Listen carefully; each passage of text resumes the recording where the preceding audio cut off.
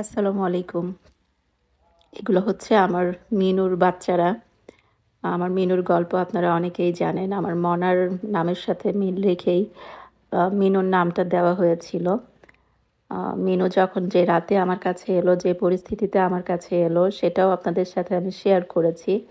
যদিও ওদের খুব কম ভিডিও আপনাদের সাথে শেয়ার করি। প্রচুর ভিডিও আমার গ্যালারিতে আছে। কিন্তু শেয়ার করতে আসলে মন চায় না। তো যেহেতু আমি বলেছিলাম আমি ওদেরকে অ্যাডপশনে দিয়েছি, কিভাবে দিয়েছি পুরোটা আপনাদের সাথে শেয়ার করব। তো যার জন্যই আজকের ভিডিওটা করা। ভিডিওটা যখন আমি ভয়েস দিচ্ছি আসলে জানি না কেন আমার চোখের কোণায় পানি চলে আসছে। বাচ্চাগুলো যখনই দেখি এই ভিডিওগুলো আমি ইমোশনাল হয়ে যাই। আসলে আমি বোঝাইতে পারবো না এটা আমার কতটা মায়ার, কতটা ভালোবাসার। তো যাই হোক, আমি যেভাবে ওদেরকে অ্যাডপশন দিয়েছি আমি সেটাই আপনাদের বলবো। প্রথম কথায় আমি যাদের অ্যাডপশনে দিয়েছি তাদের সাথে আমার প্রথম কথাই ছিল দায়িত্ব।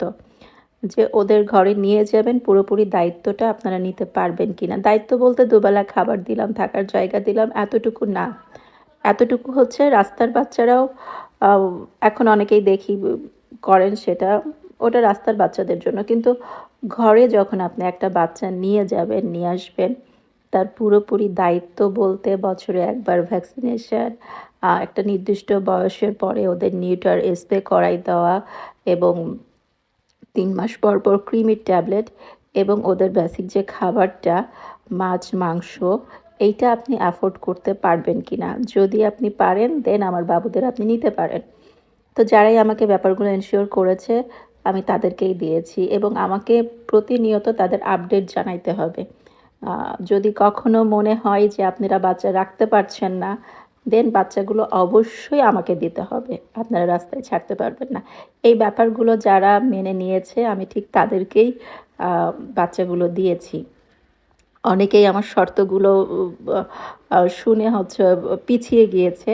তো আমি ভেবেছি হ্যাঁ, খুব ভালো কথা। আপনারা পিছিয়ে গিয়েছেন, তার মানে আপনারা দায়িত্বগুলো নিতে পারছেন না। আমি তাদেরকে স্বাগত জানিয়ে থ্যাংক ইউ জানিয়েছি। আমার ওইভাবে আমি কাউকে আসলে দিতে চাইনি। তো এই ছিল, ওইভাবেই আমি অ্যাডপশন দিয়েছি। লাস্ট যে ছোটু, মানে ওর ছোট বাচ্চা যেটা, ওর নাম আমি দিয়েছিলাম ছোটু। তো ছোটুকে যখন আমি দিয়ে দিলাম, দেওয়ার 3 দিনের মাথায় আমার মিনু বেশ শারীরিকভাবে অসুস্থ হয়ে পড়লো।